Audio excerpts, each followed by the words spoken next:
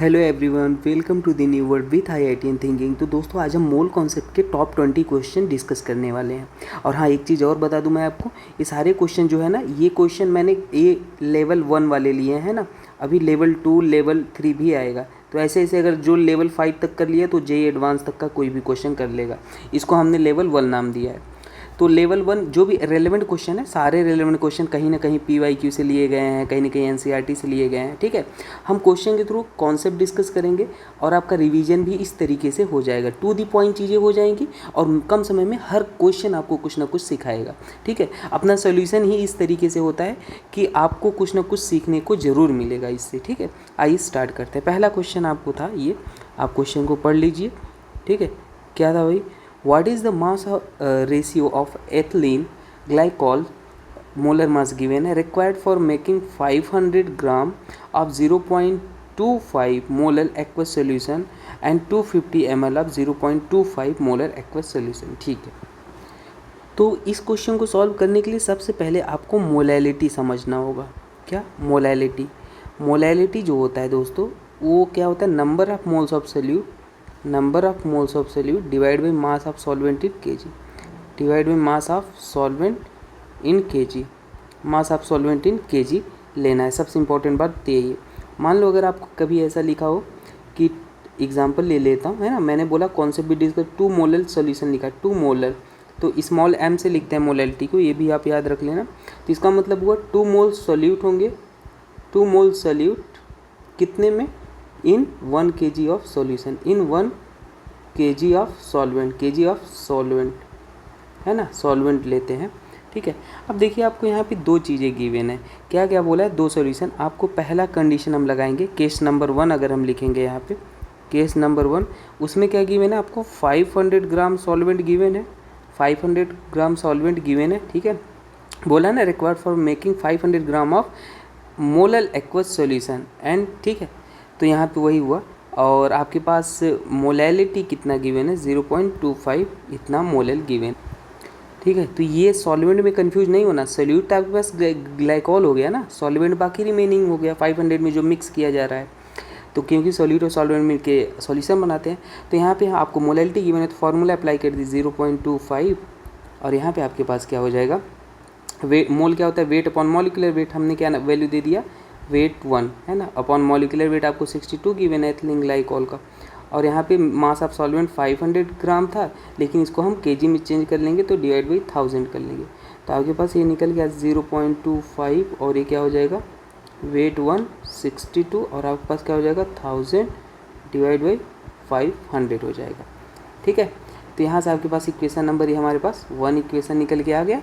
आइए दूसरे कंडीशन को अप्लाई करते हैं। देखिए केस नंबर अगर 2 आप लेंगे, केस नंबर 2, तो वहाँ पे गिवन है आपको मोलर 0.25 मोलर गिवन है।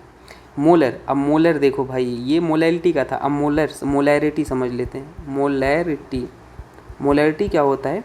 Number of moles of solute, number of moles of solute divide by volume of solution, volume of solution in litre, in litre होना चाहिए। ठीक है, तो ये होता है, जैसे मान लो आपको वही चीज़ 2 मोलर, 2 इसको कैपिटल M से लिखते हैं। तो अगर मान लो आपको 2 मोलर सॉल्यूशन लिखा है एग्जांपल नंबर 1, तो इसका मतलब हो गया 2 मोल solute in 1 litre solution, in 1 litre solution.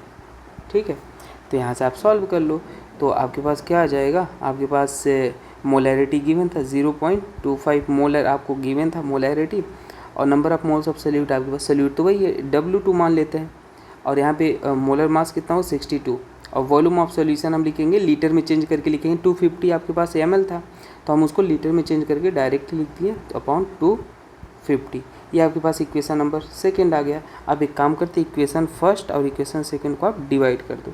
ठीक है, डिवाइड कर दो तो आपके पास यहाँ पे लिख दूँ मैं, देखो सिंपल सी बात है, अगर आप डिवाइड करके यहाँ पे लिखते हो तो 0.25 और यहाँ पे 0.25, और आपके पास इक्वेशन 1 को डिवाइड किया था तो W1 अपॉन 62 अपॉन 1000, और डिवाइड करके लिखते हो तो पलट जाती है वैल्यू 62, और यहाँ पे 250, और यहाँ पे W2 इंटू 1000। ये वैल्यू कैंसिल हो गया है ना, 62 से 62 कैंसिल हो गया, और एक शून्य से एक शून्य कैंसिल हो गया, और 5 1 जा 5, 5 5 जा 25 हो गया, है ना। ये आपके पास हो गया, और हमारे पास कैंसिल क्या हो जाएगा, और यहाँ पे ये 500 था ना, इसको एक शून्य आप बचा था, इसको बचा लो, तो आपके पास ये कुल मिला के डबल से हमने कर, तो यहाँ से ये एक शून्य से एक शून्य कैंसिल, तो आपके पास ये 25 25 1 जा 25 हो जाता, और 25 2 जा 50, तो आपके पास यहाँ पे 50। फिर से इसको कैंसिल करके लिख लेते हैं ना, पूरा हम एक काम कर लेते हैं, पूरा अच्छे से लिख लेते हैं, देखो क्लियरली आपको दिखेगा। देखिए यहाँ पे हमारे पास ये 1000 था, और ये आपके पास 500 था, तो 1000 से 1000 कैंसिल, ये कैंसिल हो गया, ठीक है। और ये अपने पास कितना हो जाएगा, ये अपने पास इससे ये कैंसिल हो गया, और इससे ये कैंसिल हो गया, तो आपके पास क्या हो जाएगा, 25 1 जा 25, 25 2 जा ये हो जाएगा, और ये इससे ये कैंसिल हो गया, तो आपके पास कितना आ गया, 1 1 W1 अपॉन W2 निकल के आ गया, और ये आपके पास कितना आ गया, 1/2 आ गया। तो हम W1/W2 अगर लिखेंगे तो क्या हो जाएगा, 2/1, तो आपके पास ये आंसर आ जाएगा, है ना। तो आपके पास ऑप्शन नहीं की, ऑप्शन वैसे गिवन था, मैंने यहाँ पे लिखना भूल गया, तो आपके पास ये आंसर हो जाएगा, ठीक है। तो आई होप आपको ये बात समझ में आया होगा, ठीक है। चलिए नेक्स्ट देखते हैं। नेक्स्ट क्वेश्चन आपके पास रहा है, देखिए नेक्स्ट क्वेश्चन को हम किस तरीके से सॉल्व करते हैं। कलर चेंज कर लूँ सबसे पहले तो मैं, चलिए देख लेते हैं। पहला ऑप्शन है 16 ग्राम मीथेन, 16 ग्राम आपके पास CH4 गिवन है, तो ये इसका आप मोल निकाल लो। मोल क्या हो जाएगा, अगर हम मोल निकालेंगे तो क्या हो जाएगा, wait upon molecular weight, weight upon molecular wait हो जाएगा। वेट कितना है आपके पास, 16 ग्राम, मॉलिक्यूलर वेट कितना होता है मीथेन का 16, तो ये आपके पास मोल कितना निकल के आ जाएगा, 1 आ जाएगा। तो मतलब फर्स्ट ऑप्शन का कहीं पे ऐसा दिख रहा है। अच्छा 1 मोल बराबर ये किसके इक्वल होता है, इसी को आप लिख सकते हो 6 पॉइंट, दिख रहा है ना आपको ये सब कुछ डाटा, आप लिख 6.023 इंटू 10⁻23, इतना एटम नंबर ए, अगर एलिमेंट है तो भाई इलेक्ट्रॉन होंगे, आप बोल लो, कोई दिक्कत की बात नहीं है, तो इतना बोल सकते हो। तो ऑप्शन नंबर फर्स्ट का सेकंड हो जाएगा 6.0, मतलब ऑप्शन नंबर ए का सेकंड हो गया। कौन कौन, एक ऑप्शन तो आपके पास ये कैंसिल हो गया। अब दूसरा निकाल लेते हैं। 1 ग्राम आपके पास क्या था, 1 ग्राम H2 था, तो 1 ग्राम अगर H2 आप निकालोगे तो सॉल्व कर। मोल अगर निकालना चाहो तो मोल कैसे निकाल लोगे, मोल H2 निकाल लो, weight upon molecular weight, upon molecular weight कितना हो जाएगा, हाइड्रोजन का मॉलिक्यूलर वेट आपके पास 2 हो जाएगा, तो ये आपके पास कितना आ जाएगा, 0.5 मोल आ गया, ठीक है। अगर 0.5 मोल आ गया तो आप ये भी फॉर्मूला एक और पता है मोल का, मोल बराबर क्या होता है, वॉल्यूम डिवाइड बाई 22.4 होता है। तो यहाँ पे आपके पास कितना हो गया, 0.5 वॉल्यूम निकाल लो, ये आपके पास कितना आ जाएगा वॉल्यूम, 11.4 आपके पास आ जाएगा, है ना, लीटर एट STP आएगा, ठीक है। तो कहीं भी मैचिंग कर रहा है ये आपके पास, ऑप्शन नंबर 4 में मैच कर रहा है। आप देखो कौन सा, एक ऑप्शन और कट गया। अब हम एक तीसरा निकाल लेते हैं। तीसरा आपके पास है 1 मोल ऑफ N2 है, 1 मोल ऑफ N2 गिवन है, तो ये आपके पास चेक कर लेते हैं। ये ऑप्शन नंबर फर्स्ट है, ऑप्शन नंबर सेकंड है, ऑप्शन नंबर थर्ड है, इसको चेक कर लेते हैं। तो N2 के लिए अगर हम 1 मोल N2, इसका अगर आप यहाँ पे हम वेट निकाल लें तो मोल बराबर क्या होता है, मोल बराबर weight upon molecular weight, weight 28 हो जाएगा, आपके पास 1 मोल है, तो वेट बराबर आपके पास कितना आ जाएगा, 28 ही आ जाएगा, है ना। तो वेट आपके पास 28 ग्राम आ जाएगा, 28 ग्राम आ जाएगा। तो N2 आपके पास हो जाएगा फर्स्ट। ऑप्शन कहीं मैच कर रहा है, ऑप्शन फर्स्ट, एक ही ऑप्शन है ऐसा, ऑप्शन नंबर ए सही हो जाएगा, ठीक है। तो आई होप आपको ये बात समझ में आ गया। आइए नेक्स्ट क्वेश्चन को देखते हैं। देखो ये कॉन्सेप्ट है लिमिटिंग रिएजेंट का। अब इसको किस तरीके से आप डील करोगे वो मैं आपको सिखाता हूँ। देखिए जब भी कभी लिमिटिंग रिएजेंट का क्वेश्चन आए ना, तो आपको कैसे लिमिटिंग रिएजेंट पहचाना ये देख लो। सबसे पहले कुछ आपको रिएक्शन याद होनी चाहिए। SrCl2 की रिएक्शन हो रही है, किसके साथ हो रही है, K3PO4 के साथ रिएक्शन हो रही है। आपके पास बन क्या रहा है, the maximum mole of KCl तो बनेगा ही, मैक्सिमम मोल पूछा है भाई, तो यहाँ और इसके साथ साथ क्या बनेगा, Sr। देखो ये कॉमन रिएक्शन है, बेसिक थोड़ा सा आप आइडिया लगाओगे, है ना, तो आपको ये पता चल जाएगा NCERT की रिएक्शन है। अब यहाँ पे बैलेंसिंग भी कर लो। यहाँ पे पोटेशियम 6 हो गया, तो यहाँ पे हम बैलेंस करने के लिए 2 3 जा 6 हो जाएगा, और यहाँ पे एस आर ये 3 हो जाएगा, है ना, क्योंकि एस आर कार्बन मतलब PO4 पे 3 माइनस होता है, इसलिए हमने यहाँ पे ना बैलेंसिंग करने के लिए कैटायन और एनायन को इक्वल होना चाहिए, और यहाँ पे 3SR लिख लो। तो अब आपके पास ये बैलेंस इक्वेशन दिख रही है। अब देखो यहाँ पे अगर मैं बोलूँ आपको गिवन मोल कितने हैं, गिवन मोल कितने हैं ये लिख लो। 0.3 मोल्स ये है, और यहाँ पे 0.2 मोल आपको ये गिवन है, ठीक है। देखो लिमिटिंग रीजन निकालने का तरीका है, आप यहाँ पे फिर डिवाइड कर लो। ये स्टेप में आप जो भी गिवन मोल है स्टोइकियोमेट्री से डिवाइड कर लो। Given mole divide by stoichiometry से आप डिवाइड कर लो। तो आपके पास क्या 0.3 डिवाइड बाई 3 हो जाएगा, ये 0.2 डिवाइड बाई आपके पास कितना हो जाएगा 2 हो जाएगा। तो अगर इसको आप सॉल्व कर लोगे तो ये आपके पास आ जाएगा 0.1 आ जाएगा, यही आ जाएगा ना। और आपके पास इसको सॉल्व कर लोगे तो ये आपके पास कितना आ जाएगा, तो देखिए आपके पास ये भी आपके पास 0.1 ही आ जाएगा, है ना। अब देखिए अगर दोनों इक्वल आ जाते हैं तो फिर लिमिटिंग रिएजेंट आप यहीं से पहचान लिया करो, जो कम हो वही लिमिटिंग रिएजेंट है। अगर इन दोनों में अगर जो कम होता तो वो लिमिटिंग रिएजेंट हो जाता है ना। तो हमारे पास लिमिटिंग रिएजेंट वह रिएजेंट होता है जो रिएक्शन में सबसे पहले पार्टिसिपेट करता है ना, जो जल्दी से ख़त्म हो जाता है। तो मतलब आपके पास ये तो आपके पास बना रहेगा, ये लिमिटिंग रिएजेंट है। अब देखो यहाँ पर देखो, आप अगर यूनिटरी मेथड लगाओ तो यहाँ से आप यहाँ अगर देख रहे हो KCl से रिलेट करना है, तो 2 से आपके पास कितना KCl, 2K3PO4 से कितना आपके पास KCl मिल रहा है, 6 KCl मिल रहा है। वही बात है, अगर दो टॉफ़ी का प्राइस आपके पास 20 रुपये है तो एक टॉफ़ी का प्राइस कितना रुपये हो जाएगा 20/2। और अगर मैं बोलूँ 5 टॉफ़ी का प्राइस तो मल्टीप्लाई कर दोगे 20/2 मल्टीप्लाइड बाई 5, तो वही बात है 2K3PO4 से 6 KCl मिल रहा है। आप कहोगे इसको क्यों नहीं लिया, क्योंकि ये लिमिटिंग रिएजेंट ही नहीं था इसलिए इसको नहीं लिया। तो एक K3PO4 के लिए कितना हो जाएगा, एक K3PO4 के लिए 6/2 KCl मिलेगा। और पूछा था कितने के लिए, आपको 0.2 गिवन था, इतने के लिए आपको बताना था कितना KCl फॉर्म होगा। तो 0.2 K3PO4 के लिए आपके पास कितना फॉर्म हो जाएगा 6/2 इंटू 0.2, सॉल्व कर लो, आपके पास 0.6 मोल आ जाएगा, ठीक है, इतना मोल ये आ जाएगा। तो ये बस इसलिए कि लिमिटिंग रिएजेंट पहचानने का ये तरीका है, ठीक है। आइए आगे देखते हैं। तो 0.6 ऑप्शन नंबर ए सही हो जाएगा। नेक्स्ट क्वेश्चन सॉल्व करते हैं। बहुत ही तगड़े क्वेश्चन है, आपकी पूरी बेसिक स्ट्रांग हो जाएगी, मैंने इसी लेवल से क्वेश्चन लिया है। आइए देखते हैं। देखिए क्वेश्चन थोड़ा सा आपको दिख रहा है ना क्लियरली, अगर कुछ हो तो बता दें, थोड़ा एडजस्ट कर लेना। लिखा है इन 4 ग्राम एटम, है ना, इन 4 gram atom of silver calculate, पहला अमाउंट ऑफ सिल्वर, दूसरा weight of 1 atom of Ag, ठीक है। आइए क्वेश्चन पहले नंबर को सॉल्व कर लेते हैं। अमाउंट ऑफ Ag आपको कैलकुलेट करना है, अमाउंट ऑफ सिल्वर कैलकुलेट करना है, ठीक है।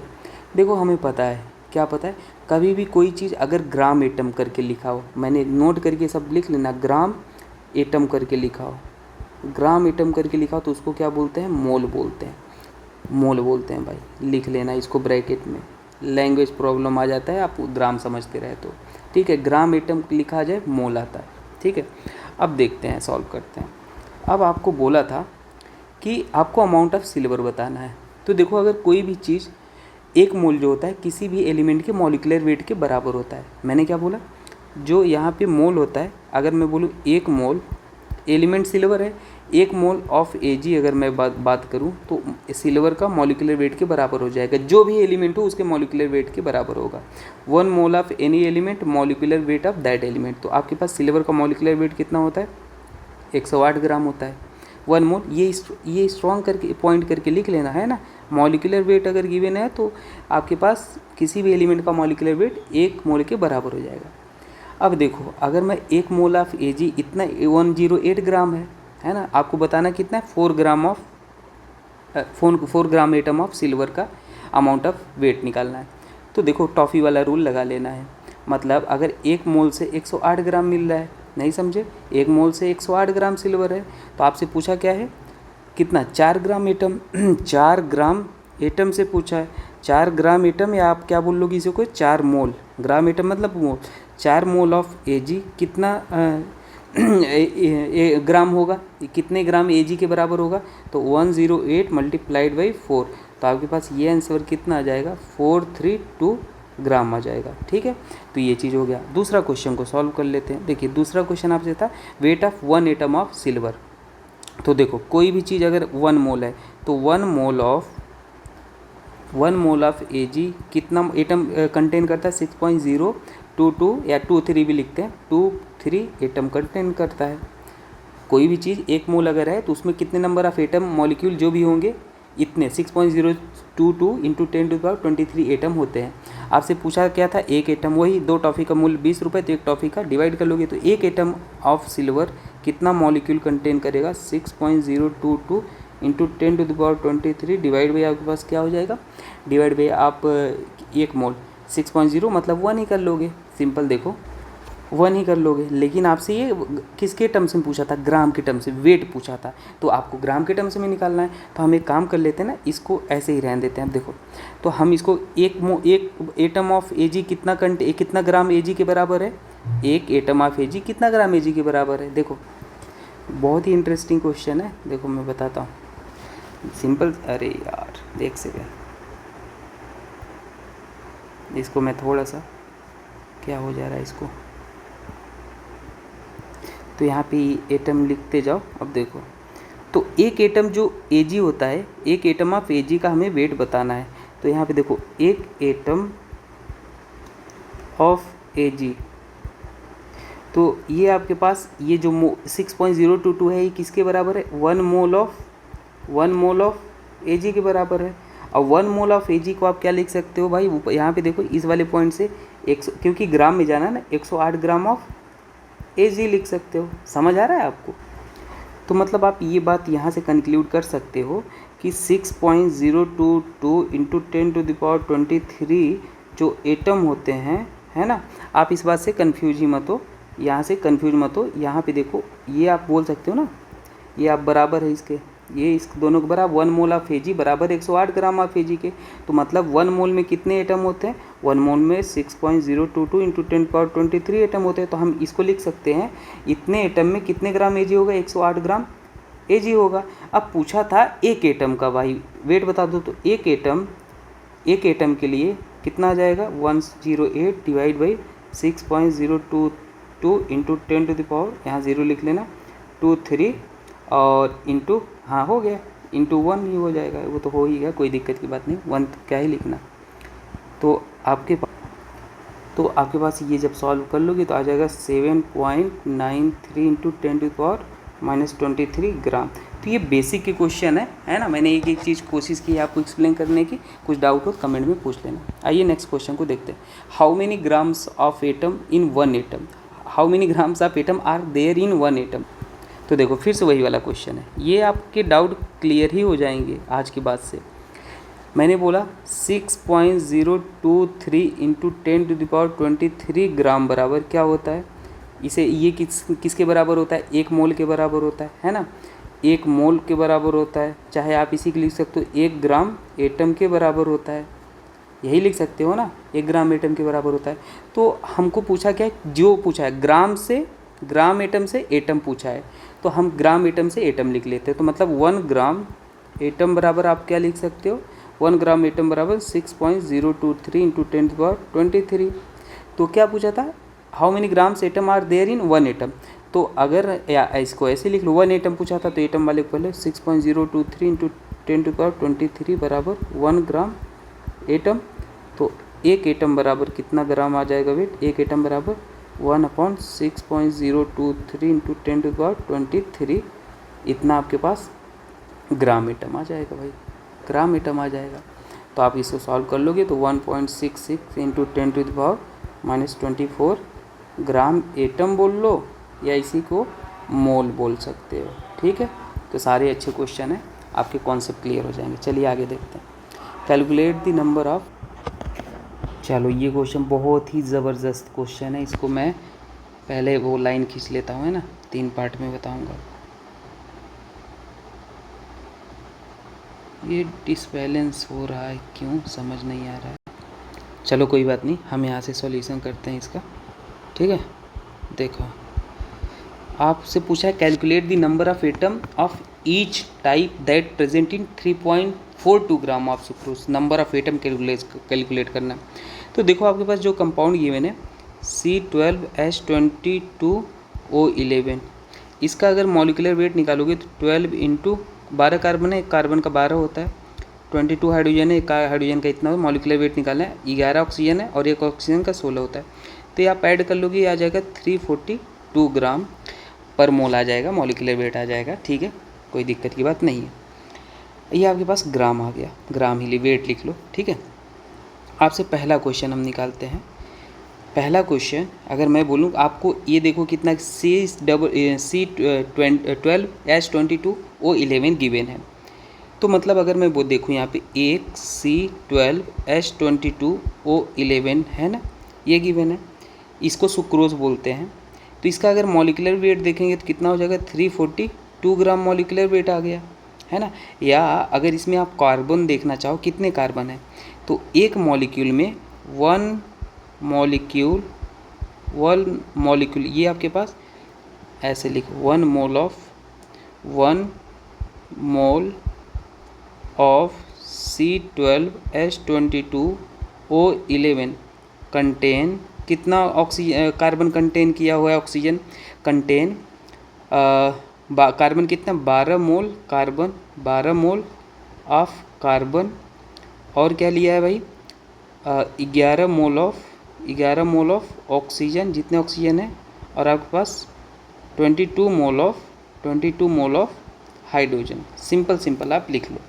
ठीक है, एक ही मोल है यहाँ पे, देखो ये पूरा एक ही मॉलिक्यूल है। तो अब हम एक एक करके अलग अलग निकालते हैं। तो यहाँ पे क्वेश्चन नंबर फर्स्ट हम निकालते हैं। फर्स्ट है कि देखो 342 ग्राम वेट के टर्म्स में निकालें, 342 ग्राम एक मोल बराबर मॉलिकुलर वेट के बराबर होता है। आपको पता है ना ये चीज़ें, मैंने बताया। एक मोल अगर लिखना है, अगर एक मोल लिखना है ना, एक मोल C12H22O11 ये किसके बराबर होगा, molecular weight of C12 sucrose के C12H22O11 के बराबर होगा, है ना, इतना बराबर होगा। और इसमें आपके पास कितने कार्बन है, इसमें आपके पास ये किसके बराबर 1 मोल, या इतना लिख लो, मॉलिकुलर वेट के बराबर लिख लो। और इसमें कार्बन जो है वो कितने कार्बन है, 12 मोल ऑफ कार्बन। ठीक है, रिलेट कर पाना। तो देखो, तो हमें यहाँ पे मॉलिकुलर वेट से रिलेट करना था कार्बन, क्योंकि वेट के टर्म्स में यहाँ पे पूछा था। तो जिसके टर्म्स में पूछे आप उसके टर्म्स में निकालो। तो हम यहाँ पे लिखे 342 ग्राम सुक्रोज, कितना कार्बन लिया है, 4 मोल ऑफ कार्बन। तो 1 ग्राम सुक्रोज में कितना हो जाएगा, वही टॉफ़ी वाला route, 12/342 gram of mole of carbon हो जाएगा। पूछा था कितने में, 3.4 ग्राम में आपके पास कितना कार्बन हो जाएगा, मल्टीप्लाई कर दो तो 12/342 और यहाँ पे 3.42, तो ये कैंसिल हो जाएगा। आपके पास कितना आ जाएगा, यहाँ पे आपके पास आ जाएगा, मोल में आ जाएगा 0.12 मोल ऑफ कार्बन आ जाएगा, मोल ऑफ कार्बन। अब एक मोल बराबर कितने, नंबर ऑफ एटम निकालना था, भूलना नहीं। और एक मोल बराबर कितने एटम होते हैं, एक मोल में कितने एटम होते हैं, 6.023 इंटू 10⁻23 इतने एटम होते हैं। तो आपके पास नंबर ऑफ एटम ये आ जाएगा 7.228 इंटू 10⁻22 एटम ऑफ कार्बन आ जाएगा। ठीक है, पहला क्वेश्चन हो गया। आई होप आपको समझ में आया होगा। और दूसरा क्वेश्चन सॉल्व कर लेते हैं। ऑक्सीजन की केस में निकालो। अब वही सिमिलर 342 ग्राम ऑफ सुक्रोज बोलते हैं उसको, है ना। सुक्रोज कंटेन 22, दूसरा वाला हाइड्रोजन 22 मोल ऑफ हाइड्रोजन। तो 1 ग्राम सुक्रोज कितना कंटेन करेगा, unitary method 22 divide by 342 mole of hydrogen atom, है ना, मोल ऑफ हाइड्रोजन एटम, यही तो हो जाएगा। और कितना आपको गिवन था 342, तो 3.42 ग्राम ऑफ सुक्रोज, है ना, कितना कंटेन करेगा 22, 342 और multiplied by 342 gram of mole of hydrogen. अभी इसको आप सॉल्व कर लो तो ये आपके पास 0 पॉइंट कितना आ जाएगा, 0.22 आ जाएगा, 0.22। और एक मोल को आप लिख सकते हो कितने एटम, 6.023 इंटू 10⁻23 या 22 कभी कभी लिखते हैं, वो थोड़ा बहुत चेंज होता रहता है ना। तो आपके पास ये निकल के आ जाएगा, डाटा आप कैलकुलेट करोगे 1325 इंटू 10⁻21 एटम, है ना, इतना एटम ऑफ हाइड्रोजन। अब ऑप्शन नंबर जो सी है ऑक्सीजन के लिए, है ना, वो आप कैलकुलेट करके बताओ। Oxygen 342 gram of gram of sucrose कितना ऑक्सीजन कंटेन ये आप करोगे, कमेंट करोगे, कंटेन 11 मोल ऑफ ऑक्सीजन। बाकी आप आंसर कमेंट करना कितना आ रहा है, ठीक है। आंसर करोगे तो मैं आपको बताऊंगा। आंसर यहाँ पे लिख देता हूँ, जिसका आएगा बोल देना है एस, कमेंट में बोल देना है एस, ठीक है। Answer 66.25 into 10⁻21 atom of oxygen आएगा, ठीक है। ये आप करके कमेंट कर देना। नेक्स्ट क्वेश्चन देखते हैं, सारे बेहतरीन क्वेश्चन है। Calculate the mass of the following. चलो इसको कलर चेंज कर लेते हैं, थोड़ा सा कलर हमने दूसरा ले लिया। अब इसको सॉल्व करना है। 1 atom, calculate the mass of the following. 1 atom of calcium. तो देखो पहला क्वेश्चन, कैल्शियम आपके पास ये होता है, इसका मॉलिक्यूलर वेट कितना होता है? मॉलिक्यूलर वेट होता है भाई 40 ग्राम होता है। तो 40 ग्राम होता है तो भाई वही है, 1 मोल किसके बराबर होगा? अगर 1 मोल लिखोगे मॉलिक्यूलर वेट के बाद 1 मोल बराबर कैल्शियम का मॉलिक्यूलर वेट बराबर हो जाएगा। अभी तो ऊपर बताया, यही तो बताते यार। तो 1 मोल बराबर आप क्या लिख सकते हो? 40 ग्राम ऑफ कैल्शियम लिख सकते हो। तो 1 मोल, और यहाँ पे आपके पास 1 मोल में कितने नंबर ऑफ एटम होते हैं? 6.023 या 22 भी लिखते हैं, 23 एटम है ना of calcium is equal to 40 gram of calcium. 40 gram of calcium, तो 1 एटम ऑफ कैल्शियम कितना हो जाएगा? 1 एटम ऑफ कैल्शियम आपसे पूछा था, तो 40 डिवाइड बाई यहाँ क्या हो जाएगा? 6.023 इंटू 10⁻23। आपके पास कितना हो जाएगा? 6.6 इंटू 10⁻−23 ग्राम हो जाएगा। दूसरा क्वेश्चन हम देख लेते हैं। 1 मोल ऑफ SO2। तो 1 मोल ऑफ SO2 वही सिमिलर, तो 1 मोल ऑफ SO2, इसका मॉलिक्यूलर वेट कितना हो जाएगा SO2 का? 32 हो जाएगा सल्फर का, ऑक्सीजन का 16 इंटू 2, तो आपके पास कितना आ जाएगा? 64 आ जाएगा। तो वही है, 1 मोल को ले 6.023 क्या लिख सकते हो? यही लिख सकते हो 23 एटम ऑफ SO2 बराबर हो जाएगा 64 ग्राम के। तो 1 है ना, 1 मोल ऑफ SO2, तो एक वही है, 1 एटम ऑफ SO2 बराबर हो जाएगा 64 डिवाइड बाई 6.023 इंटू 10⁻23। तो यहाँ पे सॉल्व कर लो, 1.06 इंटू 10⁻−23 ग्राम। तो ये वाले क्वेश्चन आपके हो गए। आइए नेक्स्ट क्वेश्चन को सॉल्व करते हैं। ये समझ आया ना भाई आपको? कुछ अगर कहीं पे डिफ़िकल्ट लगे आपको तो आप हमसे पूछ लेना, है ना, मैं आपको बता दूंगा। परेशान नहीं होना कमेंट करके, ठीक है। और ये तो अभी मैं क्वेश्चन प्रैक्टिस करा रहा हूँ, अभी तो बहुत सारी चीज़ें बाकी हैं। नीट का मैंने जो भी मैंने आपको बता दूँ, नीट का हमने जो भी क्वेश्चन कराया था ना, 99% क्वेश्चन जो मैंने कराए थे वही क्वेश्चन आए हैं, है ना, कुछ महीने। वो आप प्रूफ देख लेना, मैंने प्रूफ भी दिया है। चलिए नेक्स्ट क्वेश्चन को सॉल्व करते हैं। नेक्स्ट क्वेश्चन आपके पास है ये, तो आप इसको सॉल्व कर लेते हैं। देखो क्या होता है, the volume of drop of water is इतना, एक ड्रॉप का वॉल्यूम इतना गिवन है। How many H2O molecule are there in a drop of water. चलो जिसकी डेंसिटी आपको गिवन है, देखो वॉल्यूम ऑफ कैसे सॉल्व, जो गिवन है उसे लिख लो। Volume of 1 drop H2O, 1 drop of H2O कितना गिवन है? 0.04 ml आपको गिवन है, ठीक है। और हम अगर एक काम करते हैं, वेट निकाल लेते हैं, weight of 1 drop of water. तो डेंसिटी बराबर क्या होता है? मास अपॉन वॉल्यूम होता है ना, डेंसिटी बराबर मास अपॉन वॉल्यूम। तो हम यहाँ से वेट निकाल लेंगे, तो weight of 1 drop of H2O हम निकाल लेंगे, तो क्या हो जाएगा? Volume into density. जो आपके पास वॉल्यूम कितना था? 0.04, और डेंसिटी वहाँ पे देखो 1 गिवन है। वाटर की डेंसिटी 1 के आसपास ही होती है, तो कभी ना गिवन हो तो 1 ही मान लेना, 1 ग्राम आपके पास आ गया। अब देखो 1 mole of H2O, 1 mole of H2O के मॉलिक्यूलर वेट के बराबर होगा, 18 ग्राम के बराबर हो जाएगा, है ना। और यहाँ पे 1 मोल कितने बराबर? 6.023 इंटू 10⁻23 एटम या मॉलिक्यूल लिख लो आप, है ना। H2O है तो मॉलिक्यूल लिख लो। मॉलिक्यूल किसके बराबर होगा? 18 ग्राम के बराबर होगा। तो हमारे पास 1 ग्राम बराबर क्या हो जाए, यहाँ पे हम इसे 0.04 ग्राम के लिए निकालना है ना, ये इसके लिए निकालना है ना। तो हम एक काम कर लेते हैं, हमको ग्राम में निकालना है, तो हम इसको इधर 18 ग्राम से हमारे पास कितने नंबर ऑफ एटम आ रहे हैं? 18 ग्राम से आपके पास 6.023 इंटू 10⁻23 इतने मॉलिक्यूल आ रहे हैं, ठीक है, वही टॉफी वाला रूल। तो 1 ग्राम से कितने आ जाएंगे, डिवाइड कर दो 6.023 इंटू 10⁻23 डिवाइड बाई 18 हो जाएगा। और कितने ग्राम के लिए पूछा था, इतना पूछा था, वॉल्यूम के टर्म वॉल्यूम देख के भेज बदल के आया था, तो हमने ग्राम में चेंज कर लिया। तो 0.04 ग्राम से कितना आ जाएगा 6.023 इंटू 10⁻23 और यहाँ पे डिवाइड बाई 18 और आपके पास 0.04 ग्राम आ जाएगा।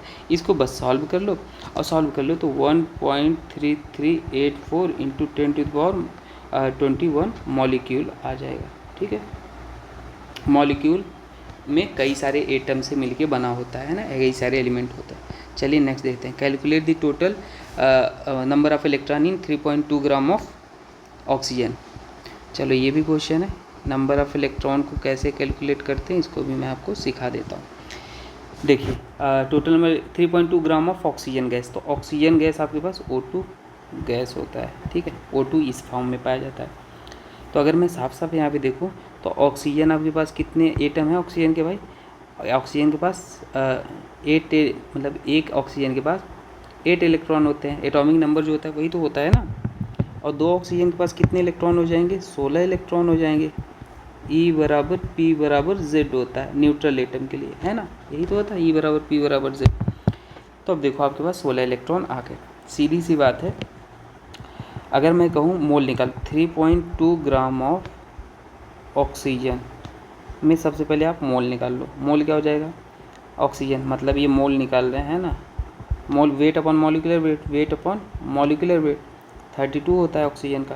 तो आपके पास कितना आ गया 0.1 मोल आपके पास आ गया। ठीक है, 0.1 मोल।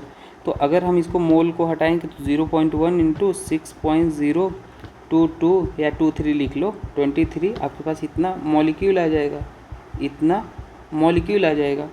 और मॉलिक्यूल में आप कभी भी, है ना, जितने आपके पास इलेक्ट्रॉन हो मल्टीप्लाई कर दो, मॉलिक्यूल इतने आ गए। अब इलेक्ट्रॉन कितने भाई आपके पास, O2 में कितने इलेक्ट्रॉन है, O2 के पास 16 इलेक्ट्रॉन है। तो पूरा आप मॉलिक्यूल जितने हैं उतने इलेक्ट्रॉन मल्टीप्लाई कर लो। ऑक्सीजन के इतने मॉलिक्यूल हैं और O2 में कितने इलेक्ट्रॉन है इतना, तो हमेशा बस सिंपली मल्टीप्लाई कर लें 0.1 इंटू आपके पास 6.022 इंटू 10⁻23 और O2 में आपके पास इसको जितने इलेक्ट्रॉन हो मल्टीप्लाई कर लेना। अगर मान लो एटम पूछता तो यहाँ पे 2 एटम था, 2 मल्टीप्लाई कर लेते हैं ना, तो आपके पास ये आ जाता 9.635 इंटू 10⁻23 इलेक्ट्रॉन आ जाएगा। ठीक है, तो सिंपली आपको मोल निकाल के और उसमें इलेक्ट्रॉन अलग से आप मल्टीप्लाई कर लेना, तो आपके पास आंसर आ जाएगा। ठीक है, चलिए आगे देखते हैं। नेक्स्ट क्वेश्चन आपके पास है ये, बहुत अच्छा क्वेश्चन, आइए इसको सॉल्व कर लेते हैं। देखिए अपने पास इसको कैसे सॉल्व करोगे आप, mass of methane required to produce 22 gram of CO2 आपसे पूछा था। तो देखो कभी भी मेथेन का रिएक्शन हो CXHY plus X plus Y/4 और यहाँ पे O2, एक कंबक्शन रिएक्शन की रिएक्शन है, आप लिख लो इसे XCO2 प्लस Y/2 H2O होता है ना। ये जनरल इक्वेशन, बैलेंस करना नहीं आता तो आप इसको बैलेंस ये ऐसे लिख के बैलेंस कर सकते हो। ठीक है, तो CH4 आपसे methane required to produce CO2, हमेशा कभी कंबक्शन रिएक्शन की बात हो ऑक्सीजन की प्रेजेंस में CO2 H2O बनता है, तो CO2 लिख लो, बैलेंस्ड इक्वेशन लिख लो, H2O लिख लो, 2 ऑक्सीजन लिख लो। वो बैलेंस करने के लिए ये इक्वेशन मैंने आपको बता दिया। अब देखो आपके पास मोल्स ऑफ क्या पूछा है, mass of methane required to produce 22 gram of CO2 आपको प्रोड्यूस करना है।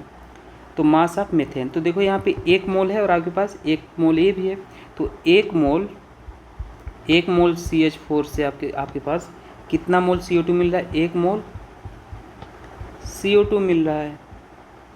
सीधी सी बात है, आपसे पूछा क्या था 22 gram of CO2, mass of methane required to 22 gram of CO2। तो इसको हम एक काम करते हैं, मास में चेंज कर लेते हैं ना, या मोल्स में चेंज कर लो। आपके पास 22 ग्राम के लिए कुछ 22 ग्राम CO2 को मोल्स में चेंज कर लो, तो आपके पास कितना आ जाएगा, N बराबर आपके पास 22 डिवाइड बाई 44, तो आ जाएगा 0.5 मोल CO2। मतलब हमने दूसरे तरीके से लिख लिया, 22 ग्राम को 0.5 मोल लिख सकते हो। तो 1 मोल CH4 से 1 मोल CO2 मिल रहा है। तो अगर बात करूँ 0.5 मोल CO2 से कितना मोल CH4 मिलेगा, वही बात है ना, आधा 1 से 1 मिला है तो 0.5 से 0.5 मिलेगा, तो 0.5 mole of CH4 0.5 mole of CO2 unitary method CO2 देगा। तो आपको पूछा क्या था, मीथेन का मास, तो मोल बराबर वेट अपॉन मॉलिक्यूलर वेट। तो मोल आपको पता है वेट अपॉन मॉलिक्यूलर वेट 16 होता है, तो वेट बराबर आपके पास पूछा था तो 0.5 इंटू 16 हो जाएगा। तो 16 आप कितना आ जाएगा, 8 ग्राम आपके पास आ जाएगा। सिंपल यूनिटरी मेथड है ना। चलिए आगे देखते हैं। ये आपके पास हमने जिस फॉर्म में गिवन हो उस फॉर्म में आप चेंज कर लिया करो। आओ नेक्स्ट क्वेश्चन देखते हैं। देखो ये भी आपके पास थोड़ा सा क्वेश्चन ईजी है, कुछ करना नहीं है। करना मतलब रिएक्शन आपको आनी चाहिए, जब ऑर्गेनिक पढ़ लोगे तो आने लगेगा रिएक्शन, परेशान मत हो। तो एनिलीन गिवन है, एनिलीन का फॉर्मूला ये होता है ना। अभी आपको 11वीं में हाइड्रोकार्बन में पढ़ा होगा, अभी आप तो 11वीं में गए होंगे, कोई बात नहीं। एनिलीन ये है और आपके पास 9.3 ग्राम ऑफ एनिलीन बोला है, ठीक है। Subjected to a reaction excess of acetic anhydride. तो एसिटिक एनहाइड्राइड जो आपके पास होता है ये होता है, बहुत बार आपने रिएक्शन देखा होगा एसिटिक एनहाइड्राइड ये वाली। और ये आपके पास क्या बना लेगा, देखो सिंपल सा मैं बात बोलूँ तो आपके पास ये बन जाएगा। इलेक्ट्रोफिलिक सब्स्टिट्यूशन रिएक्शन में बहुत बार ये रिएक्शन आता है, तो NHCO आपके पास CH3 ये बन जाता है, ठीक है। और साथ में यहाँ पे क्या निकलेगा, साइड प्रोडक्ट CH3COOH, इससे तो कोई मतलब है नहीं। तो यहाँ पे अगर बैलेंस इक्वेशन में आप देखो तो 1 मोल एनिलीन है, 1 मोल आपके पास ये है अमाइड वाला कंपाउंड है ना।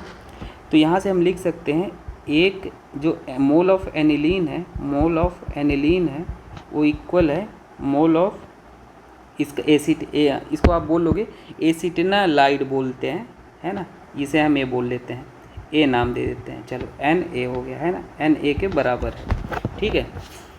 तो सीधी सी बात है भाई, मोल बराबर क्या, वेट अपॉन मॉलिक्यूलर वेट। तो हम इसको weight of aniline divide by molecular weight of aniline, और ये भी आपके पास क्या हो जाएगा, ये एसिटिनालाइड का weight 9.3 gram of aniline is subjected to reaction with acetic anhydride. तो ये भी आपके पास लिख लो, weight upon A divide by molecular weight of A हो जाएगा।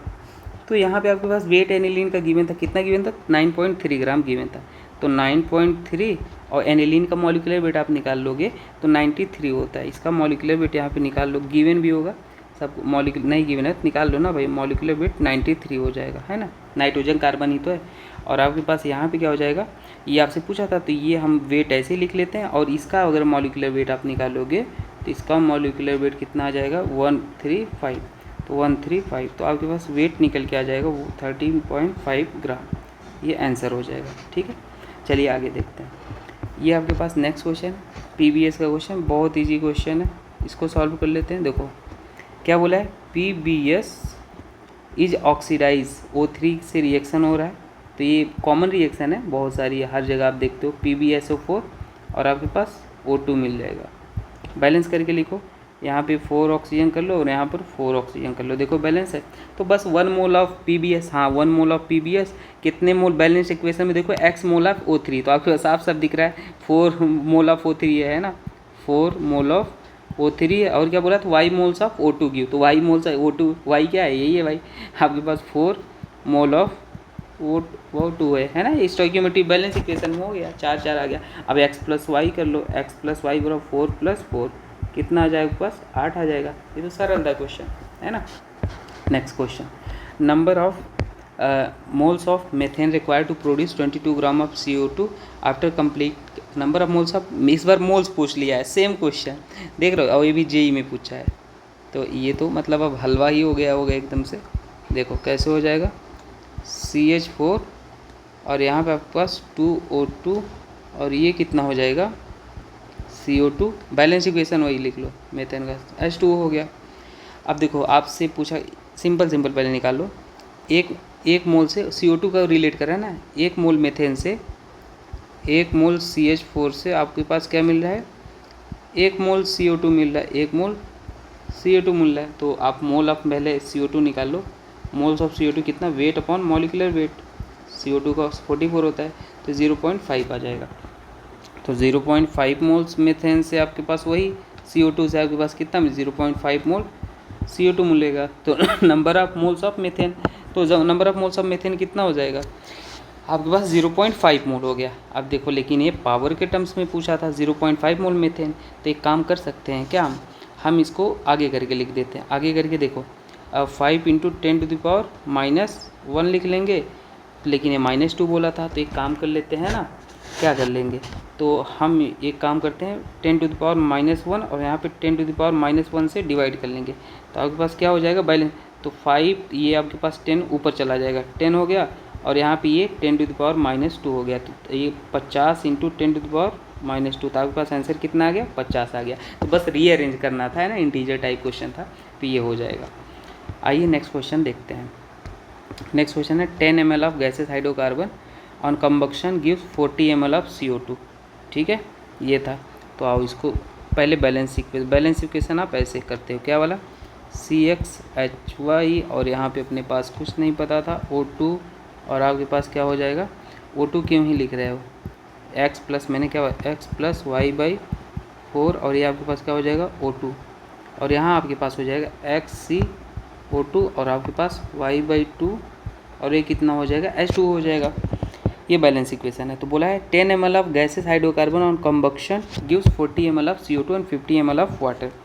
तो देखो, तो बहुत इजी क्वेश्चन है, इसको कैसे देखो मैं बताता हूँ। स्टोइकियोमेट्री यहाँ पे देखो, यहाँ पे आपके पास x है तो कितना CO2 बन रहा है, देखो x से आपके पास कितना CO2 बन रहा है, मतलब आपके पास ये XY हाइड्रोकार्बन है, तो इससे कितना CO2 बन रहा है भाई, इससे आपके पास XCO2 बन रहा है ना।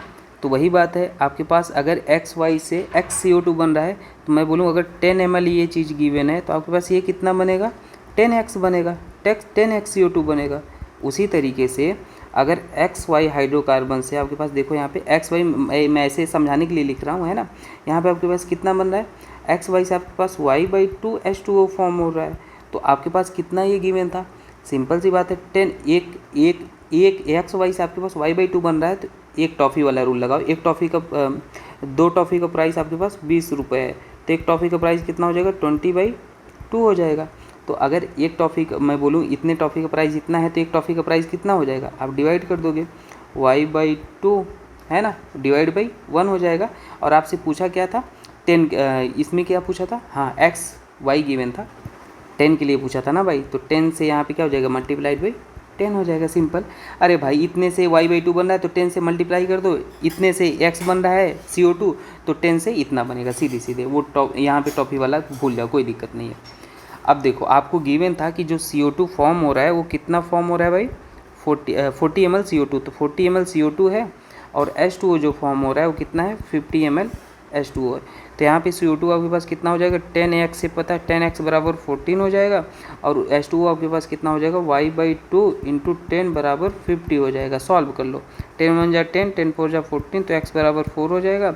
यहाँ पे 2 1 जा 2 5 जा 5, और 5 1 जा 5, 5 10 जा 50, तो y बराबर 10 हो जाएगा। तो सीधी बात है, C बराबर 4 और H बराबर 10 आ गया, सिंपल सा आंसर। तो आपके पास ये हो जाएगा भाई आंसर, सीधे ये आ जाएगा। ठीक है, चलो आगे देखते हैं। नंबर ऑफ हाइड्रोजन एटम पर molecule of hydrocarbon having 85% carbon. चलो ये भी सॉल्व कर लो, ये भी वैरायटी का क्वेश्चन बहुत फेमस है। कैसे पूछते हैं और कैसे सॉल्व करते हैं इसको मैं आपको बता देता हूँ। देखो इधर एलिमेंट लिख लो, है ना, और एलिमेंट में कौन है, कार्बन हाइड्रोजन है। इधर परसेंटेज लिख लो, परसेंटेज कितना है, 85.8% आपके पास कार्बन, तो बाकी रिमेनिंग हाइड्रोजन 100 में माइनस कर लो, इतना हो जाएगा। इधर मोल निकाल लो, मोल क्या हो जाएगा, वेट अपॉन मॉलिक्यूलर वेट। जो परसेंटेज गिवन होता है एक तरीके से ये वेट बाई वेट ही होता है, मतलब वेट मान सकते हो। तो 85.8 डिवाइड बाई 12 हो जाएगा, ये आपके पास 7.15, और यहाँ पे 14.2 अपॉन 1, ये आपके पास 14.25। अब आपके पास यहाँ पे देखो, जो भी डाटा आपके पास क्या लोवेस्ट हो उसको डिवाइड करो, सिंपलेस्ट रेशियो निकालते हैं, जो भी डाटा स्मॉलेस्ट हो उसी से दोनों में डिवाइड कर लो। 7.15 स्मॉलेस्ट है इसमें, तो डिवाइड कर लिए 1 आ गया, और यहाँ पे 14.2 डिवाइड बाई 7.15, ये लगभग आपके पास 2 आ गया। तो आपके पास इम्पेरिकल फार्मूला जो आ गया, इम्पेरिकल फार्मूला CH2 आ गया। ठीक है, अब मॉलिकुलर फार्मूला आप कैसे निकालते हो, ध्यान से देखना।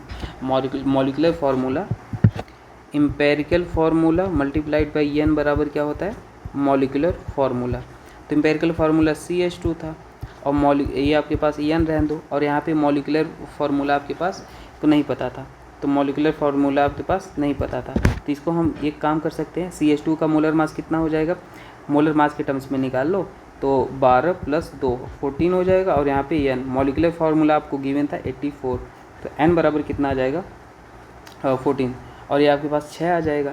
तो अब मॉलिकुलर फार्मूला निकल के आ जाएगा, तो मॉलिकुलर फार्मूला CH2 × 6, तो आपके पास C6 और H12 हो जाएगा।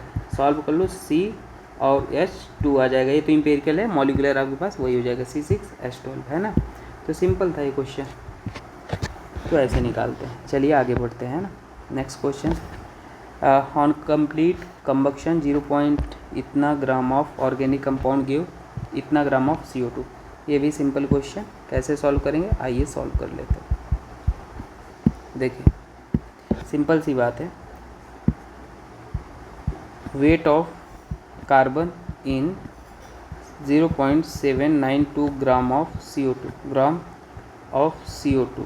कार्बन का वेट कितना नहीं हो जाएगा, एक कार्बन का वेट 12 होता है, डिवाइड बाई CO2 का वेट कितना होता है 44, और टोटल आपके पास यहाँ कंपाउंड कितना है इतना था, तो मल्टीप्लाई कर लो, ऐसे ही निकलता है 7.2, तो ये आपके पास कितना हो जाएगा 0.216।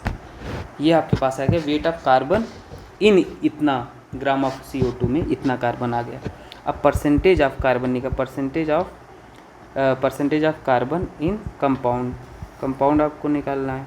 कंपाउंड में परसेंटेज तो का इतना आपके पास ये कितना आया था, कार्बन आया था इतना वेट कार्बन, तो आपके पास 0.216 कार्बन, आपके पास 0. पूरा कितना था 92 और मल्टीप्लाइड बाई 100 कर दो, तो आपके पास 43.90% आपके पास कार्बन आ जाएगा। ठीक है, लगभग आप 44 लिख सकते हो नियरेस्ट इंटीजर। चलो आंसर नेक्स्ट देखते हैं।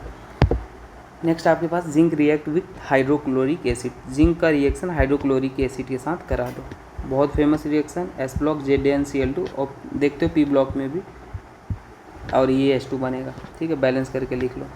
अब देखो मोल्स ऑफ जिंक यूज्ड, यहाँ पे लिमिटिंग रिएजेंट आप निकालो चाहे मत निकालो, क्या बोला है, the volume of hydrogen gas produce at STP from 11.5 gram of zinc. तो सिंपल सी अगर मैं बात करूँ तो यहाँ पे अगर 2 मोल से जिंक से बोला है ना, पहले इसको मोल के टर्म्स में निकाल लो, तो 11.5 ग्राम, तो मोल्स अब आप जिंक निकाल लो 11.5, तो 11.5, और जिंक के लिए आप यहाँ पे मॉलिक्यूलर वेट 65 की वेट अपॉन मॉलिक्यूलर वेट आपके पास आ जाएगा इतना आपके पास मोल आ जाएगा। ठीक है, सिंपल सी बात है, ये आपके पास मोल के फॉर्म में आ गया। अब देखो यहाँ पे आपके पास क्या बोला था, देखो तो एक मोल H2 एक जिंक से कितना एक जिंक के लिए एक H2 रिलीज हो रहा है, मतलब वही मोल के टर्म्स में निकाल रहे हो, है ना।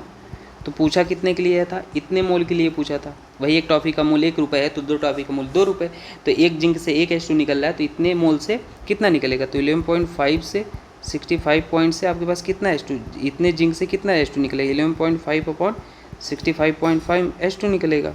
ठीक है, अब वॉल्यूम ऑफ H2 निकालो, ये मोल आ गया आपके पास, तो वॉल्यूम क्या होता है, मोल बराबर क्या होता है, वॉल्यूम डिवाइड बाई 22.4, तो आपके पास मोल ये कितना था 11.5 अपॉन 65.5, वॉल्यूम पूछा था 22.4, वॉल्यूम यहाँ से लीटर में निकल के आ जाएगा 22.7 गिवन था, यहाँ पे STP 7 गिवन था, तो 7 लिख लेना है ना, नहीं तो नहीं गिवन होता तो यही ले लेते, तो आपको 3.99 लीटर हो जाएगा। नेक्स्ट क्वेश्चन देख लेते हैं, लास्ट हमारे क्वेश्चन आने वाले हैं। The density of 3 molar NaCl solution, तो ये डायरेक्ट फार्मूला मैं आपको दे देता हूँ, सॉल्व कर लेना। कैसे, मोलैलिटी जो होता है वो 1000 इंटू मोलैरिटी होता है divide by 1000 into density minus M into molecular weight of solute, molecular weight of solute होता है। सॉल्व कर लो भाई, 1000 मोलैरिटी 3 गिवन था 1000, और यहाँ पे आपके पास डेंसिटी 1 था, और यहाँ पे क्या हो जाएगा ये मॉलिक्यूलर वेट ऑफ सॉलिड, देखो मोलैरिटी आपको पता है 3 और molecular weight of solid 58.5। Solve कर लो, 364 इंटू 10⁻²। इजी क्वेश्चन थे, तो ये फार्मूला याद रख लेना आप सभी। ठीक है, मोलैरिटी और मोलैलिटी का रिलेशन। नेक्स्ट क्वेश्चन देख लेते हैं। नेक्स्ट क्वेश्चन आपको था, a solution is prepared by adding 2 gram of X। ठीक है, ठीक है, सॉल्यूशन आपके पास प्रिपेयर्ड, सॉल्यूशन है आपके पास, सॉल्यूशन सॉल्यूट और सॉल्वेंट से मिलता है। Solution is prepared by adding आपके पास 2 gram of X and 1 mole of water, मतलब आपके पास सॉल्यूशन किससे मिलता है, सॉल्यूट प्लस सॉल्वेंट से मिल के बनता है, और सॉल्यूट आपके पास 2 ग्राम है 2 ग्राम सॉल्यूट है और सॉल्वेंट है 1 मोल है आपके पास water. In general water solvent होता है जो ज़्यादा अमाउंट में होता है ना। अब टोटल मास निकालो आपके पास, तो 1 मोल अगर आप वाटर के लिए मास निकालोगे तो यहाँ पे इसको हम वेट के टर्म्स में निकाल लेते हैं। तो मोल बराबर क्या हो जाएगा, wait upon molecular wait water का। तो मोल आपके पास 1 है और वेट निकालना था तो मॉलिक्यूलर वेट 18, तो वेट कितना आ जाएगा 18 आ जाएगा। तो आपके पास ये 8 और करके 18 ग्राम लिख सकते हो। तो टोटल आपके पास मास कितना हो जाएगा, टोटल मास कितना हो जाएगा 18 प्लस 20 ग्राम मास हो गया। अब percentage mass of x, percentage mass of x पूछा था, तो mass of x divide by total mass और मल्टीप्लाइड बाई 100, तो 2/20 और ये 100 हो जाएगा। आपके पास कितना आ जाएगा 10% आ जाएगा, है ना। ये 5 और कैंसिल हो जाएगा, 10%। ऑप्शन नंबर डी सही। ये देखो जेई में क्वेश्चन पूछे गए। अब देखो द वॉल्यूम ऑफ हाइड्रोजन, फिर से ये liberated at STP by treating 2.4 gram of magnesium. देख रहे हो कितना क्वेश्चन आ रहे हैं ऐसे, है ना। यूनिटी 2 HCl मैग्नीशियम, तो H2 रिलीज होता है, मेटल आपके पास रिएक्ट करता है एट डाइल्यूट HCl से, मतलब एसिड से, तो H2 रिलीज होगा। तो यहाँ पे H2 बैलेंस इक्वेशन लिखो। अब देखो यहाँ पे क्या पूछा, the volume of hydrogen liberated by 2.4 gram of magnesium. तो देखो एक मैग्नीशियम से एक H2, वही 1 मोल Mg liberate 1 mole of H2, 1 mole of H2। तो पूछा क्या था 2.4 ग्राम ऑफ मैग्नीशियम, तो उसको मोल में चेंज कर लो, तो मोल ऑफ मैग्नीशियम निकाल लो 2.4 और मैग्नीशियम 24 ही हो जाएगा, तो ये 0.1 आ जाएगा मोल के टर्म्स में। तो 0.1 मोल Mg से कितना रिलीज होगा, 0.1 से 0.1 मोल H2 रिलीज हो जाएगा। अब पूछा था आपसे क्या वॉल्यूम पूछा था, तो देखो 1 मोल चूँकि 1 mole of gas at STP आपके पास कितना होता है 22.4 लीटर होता है, 1 मोल के लिए इतना होता है। तो 0.1 मोल ऑफ गैस के लिए कितना, फार्मूला भी लगा लो चाहे ऐसे यूनिट 22.4, तो आपके पास ये आंसर निकल के आ जाएगा 2.24 लीटर आ जाएगा। लेकिन आपको आंसर पावर के टर्म्स में 224 इंटू 10⁻²2 लीटर, तो आंसर आपके पास 224 हो जाएगा। तो बाकी आप ये आपको PDF भी मिल जाएगा, आप चाहो तो मेंटरशिप प्रोग्राम ज्वाइन कर लो।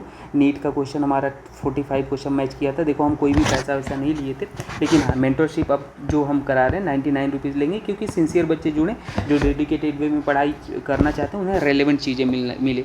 ठीक है, तो ये लेवल 1 था, इसमें कुछ ज़्यादा खास नहीं था, पर हाँ बेसिक आपकी स्ट्रॉन्ग हो जाएगी। बाकी मिलते हैं नेक्स्ट वीडियो में दोस्तों, ठीक है, थैंक यू।